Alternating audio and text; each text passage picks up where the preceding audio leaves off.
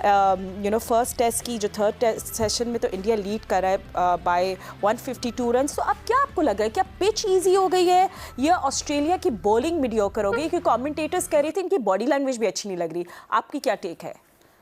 देखें, ऑस्ट्रेलिया जो खेल रही है लास्ट 4-5 ईयर से, ऐसा नहीं लग रहा कि वो होम सीरीज खेल रही है। ड्रॉपिंग पिचेस जब से आई हैं वहां पे उनको इश्यूज आ गए हैं। अगेंस्ट पाकिस्तान भी आपने ओडीआई देखा होगा, और 2018-19 की सीरीज इंडिया से आ रहे हैं, 2021-22 की सीरीज इंडिया से आ रहे हैं, अभी रिसेंटली वेस्ट इंडीज से आ रहे हैं। तो ये ड्रॉपिंग पिचेस काफी मुश्किलात कर दे दी हैं शुरू के डेज में, 1 और 2nd डे।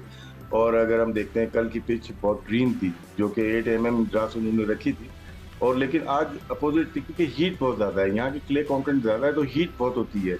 तो आज मैं एमएस से ही बात कर रहा था, तस्वीर दिखाई थी, तो उसमें ग्रीन थी कल की पिच, आज येलो हो गई, ब्राउन हो गई, तो बहुत फर्क आ गया है।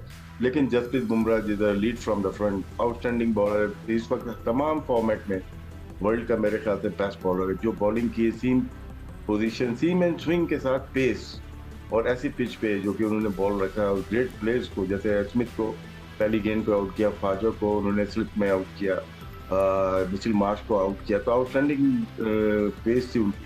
और बिल्कुल। सेकंड इनिंग में देखा ही होगा आपने, अभी जिस तरह से जायसवाल ने अपनी टैक्टिकल और टेक्निक चेंज की है, लेट खेल रहे, बॉल की तरफ नहीं जा रहे, और पेस भी स्लो हुई है, और बहुत टाइम लिया उन्होंने। ऑस्ट्रेलिया का ये है कि उनको दूसरे तीसरे स्पेल में अगर आप ले आए विदाउट लॉस, तो वो फिर मुश्किल में आ जाते हैं, आ ही चुके हैं ऑलरेडी।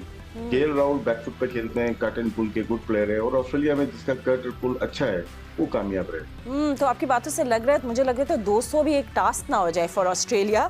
बट अहमद हमारे साथ है। अहमद, इंडिया कमांड में है, is a good batting by Jaiswal and KL Rahul. I mean अच्छी रोटेशन ऑफ स्ट्राइक हमने देखी, then just really powerful shots by Jaiswal.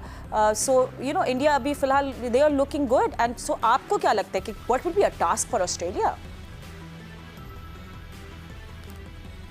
देखिए, जिस तरह की न्यूजीलैंड की सीरीज अभी पीछे इंडिया खेला है, भारत को बहुत सारे उनके ही एक्स क्रिकेटर्स राइट ऑफ कर चुके थे। Plus Ricky Ponting, Border, Waugh, Gilchrist, इन सबके अगर आपने स्टेटमेंट्स देखी हो तो किसी ने 3-1, किसी ने 3-2, किसी ने 4-0 डेविड वार्नर ने बोला।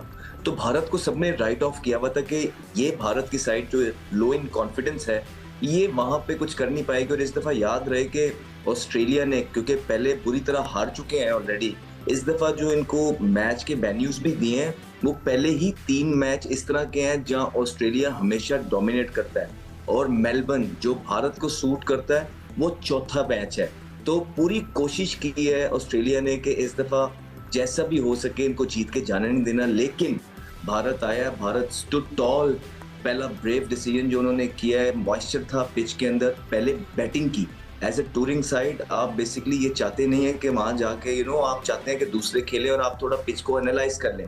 लेकिन उनको पता था कि यहाँ पे जितने भी पीछे भी रिसेंट मैच हुए हैं, जो पहले बैटिंग करता है वो जीतता है, क्योंकि पर्थ का वो पिच होता है कि जो तीसरे दिन के बाद से, स्पेशली तीसरे दिन के अंदर ही आपके जो सारे जो क्रैक्स हैं वो खुलने लग जाते हैं।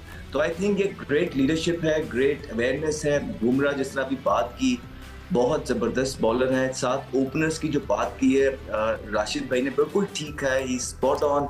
बहुत लेट खेल रहे हैं, बॉल को आने दे रहे हैं। लेकिन एक और चीज ऑस्ट्रेलिया के अंदर एज अ बैटर बहुत इंपॉर्टेंट हो जाती है कि जो फीट मूवमेंट्स हैं वो डिसाइसिव हैं। अक्सर होते हैं कि इंसान जो है ना 2-2 3-3 दफा शफल करने लग जाता है, आपका पैर 3-3 दफा टैप होने लग जाता है, वहां आप स्ट्रगल कर जाते हैं। लेकिन हमने इन दोनों ओपनर्स को देखा कि जो बॉल आगे है ये पूरा आगे गए हैं, जो पीछे पीछे आए इन बिटवीन नहीं रहे। So I think all in all Australia यहाँ पे बेसिकली मजबूर नजर आने लग गया, और उनकी जो बॉडी लैंग्वेज नजर आ रही है वो यही नजर आ रही है कि ऑस्ट्रेलिया मैच अभी से हार गया। इंटरेस्टिंगली आप ये बात कर रहे हैं, because commentators said the same thing, they said the same, spot on that, कि said the body language is. तो आप हमें इजी ले रही हैं? नहीं, बिल्कुल भी नहीं। हम लोग कह रहे हैं हम we better than them. But Rashid Latif भी हमारे साथ है, जिस क्विक आपसे भी पूछ रहे थे अबाउट द वनडे मैच जो कल से खेला जाएगा। आकिब जावेद कह रही we want a most settled ODI team. आप क्या देख रहे हैं, सेटल्ड प्लेइंग 11?